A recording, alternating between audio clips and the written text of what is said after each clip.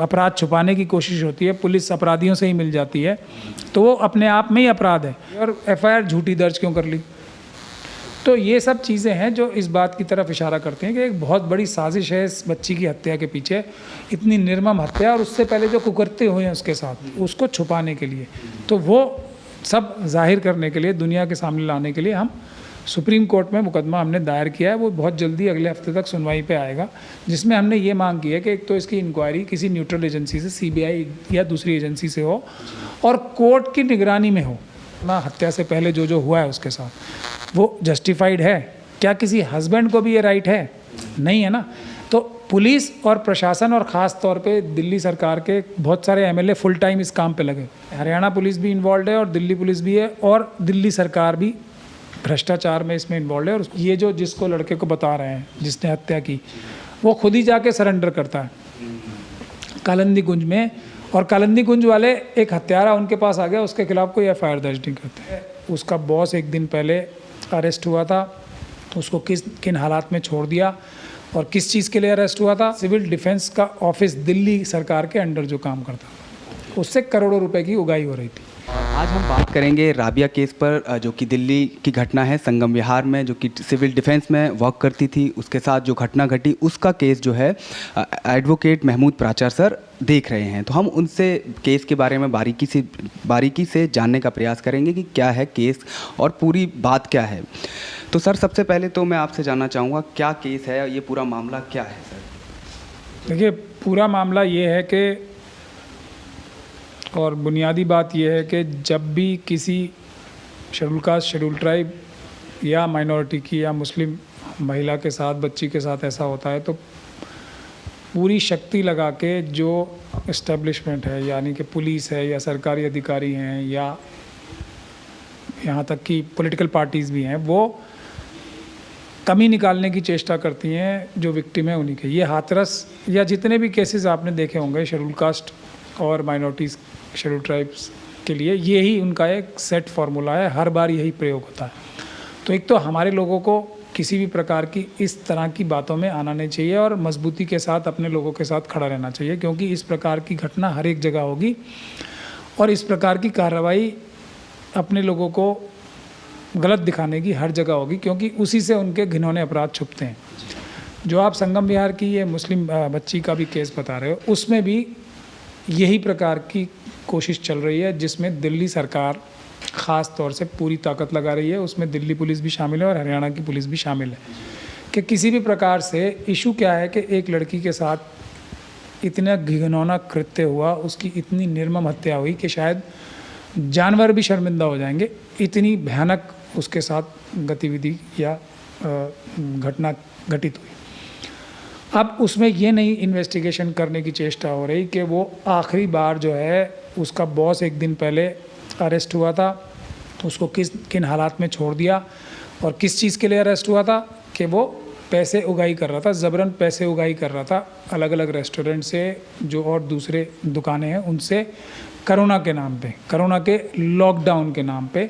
कौन कर रहा था? सिविल डिफेंस का ऑफिस दिल्ली सरकार के अंडर जो काम करता था, उससे करोड़ों रुपए की उगाही हो रही थी। ये लड़की उस बॉस के साथ काम करती थी, अगले दिन ये दफ्तर गई थी।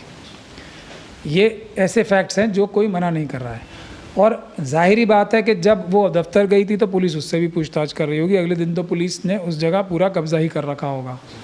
आखिरी बार वो इसी दफ्तर में देखी गई। ये सारी इन्वेस्टिगेशन इस बारे में हो ही नहीं रही कुछ। ये शक पैदा करती है कि किस प्रकार से इन्वेस्टिगेशन को दबाया जा रहा है, और जिसमें हरियाणा पुलिस भी इन्वॉल्व है और दिल्ली पुलिस भी है, और दिल्ली सरकार भी भ्रष्टाचार में इसमें इन्वॉल्व है, और उसको छुपाने के लिए तरह तरह की झूठी बातें इस बच्ची के बारे में फैलाई जा रही। जैसे कि लाइक शादी का जो मामला है, शादी का मामला है। अगर हम इस झूठ को मान लें तो यदि किसी ने किसी से शादी कर ली या किसी से किसी की दोस्ती भी है, अगर हम इसको झूठ बात को मान भी लें, चलिए, तो क्या उसका इस प्रकार से हत्या करना जायज़ है? इस प्रकार से उसके साथ अत्याचार करना, हत्या से पहले जो जो हुआ है उसके साथ, वो जस्टिफाइड है क्या? किसी हस्बैंड को भी ये राइट है? नहीं है ना। तो पुलिस और प्रशासन और ख़ास तौर पे दिल्ली सरकार के बहुत सारे एमएलए फुल टाइम इस काम पे लगे कि इस प्रकार की भ्रांतियां उस बारे में झूठ फैलाई जाएं, ताकि असली मुद्दा जो है करोड़ों रुपए का और उसकी बाद पुलिस ने क्या इस लड़की से क्या पूछताछ की, क्या हुआ, किन हालात में मौत हुई उसकी, तो उसको छुपाया जा सके, उसको ढका जा सके। अब दूसरी बात जो बहुत महत्वपूर्ण शक पैदा करती है कि ये जो जिसको लड़के को बता रहे हैं जिसने हत्या की, वो खुद ही जाके सरेंडर करता है कालिंदी गुंज में, और कालिंदी गुंज वाले एक हत्यारा उनके पास आ गया, उसके खिलाफ कोई एफआईआर दर्ज नहीं करते, वो उसको फ़ोन कर देते हैं सूरजकुंड पुलिस को, और वो सूरजकुंड पुलिस वहाँ पे इन्वेस्टिगेशन शुरू करती है। ऐसा कभी होता है? कोई हत्या करके जाता है खुद सरेंडर करने? अब हत्या करके चलिए सरेंडर भी कर दिया, तो एफआईआर क्यों नहीं दर्ज की कालिंदी गुंज ने? दिल्ली पुलिस के उस जगह से जहाँ पे वो आखिरी बार दिखाई दी थी, वहाँ पे उसकी अबडक्शन की क्यों एफआईआर दर्ज नहीं की दिल्ली पुलिस ने? मामला ताकि दूसरे प्रदेश में चला जाए और रफा दफा होने की तरफ बढ़े।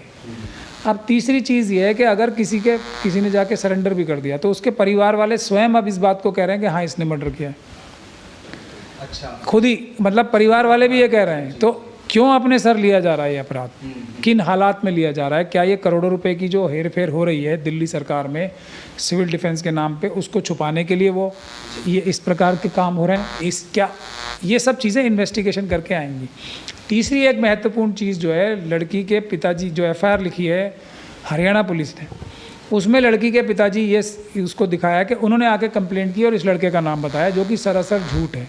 उनके घर तो सुबह वो रात भर ढूंढते रहे बच्ची को। सुबह 8 बजे पुलिस आई है हरियाणा पुलिस की, और बताया कि आप अपनी बच्ची के बारे में जानना चाहते हैं तो उस सूरजकुंड पुलिस स्टेशन आ जाएं। वहाँ जाके पहली बार दोपहर को इनको पता लगा है कि बच्ची की इस प्रकार से हत्या हो गई है, और एफआईआर झूठी दर्ज क्यों कर ली?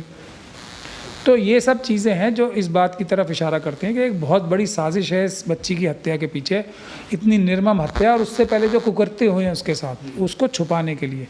तो वो सब जाहिर करने के लिए, दुनिया के सामने लाने के लिए हम सुप्रीम कोर्ट में मुकदमा हमने दायर किया है। वो बहुत जल्दी अगले हफ्ते तक सुनवाई पे आएगा, जिसमें हमने ये मांग की है कि एक तो इसकी इंक्वायरी किसी न्यूट्रल एजेंसी से, सीबीआई या दूसरी एजेंसी से हो, और कोर्ट की निगरानी में हो, जहाँ पर हम ये सब तथ्य रख सकें और इस घटना की सच्चाई पे जा सकें, ताकि इस बच्ची को न्याय मिल सके, और जो दिल्ली सरकार के भ्रष्ट अधिकारी हैं जिनके काले कारनामे छुपाने के लिए ये कवर अप एक्सरसाइज हो रही है, वो भी सामने आ सके। एक सवाल ये भी पूछना चाहूँगा सर, आप लगातार सोशल एक्टिविस्ट में भी आप रहे, दिल्ली दंगों को भी आप देख रहे थे, उसके बाद आप पे रेड भी पड़ी, उसके बावजूद ये नया केस भी आप ले रहे हैं, तो इतनी हिम्मत और ये सब सपोर्ट आप कैसे कर पाते हैं?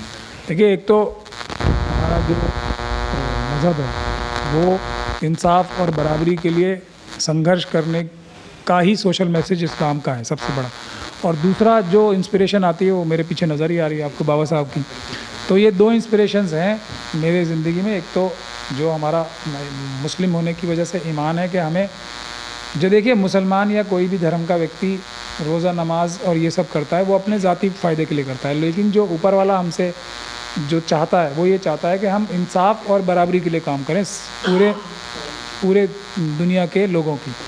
तो एक तो वो, और दूसरे बाबा साहब और उनका संविधान, यही हमारे 2 इंस्पिरेशंस हैं।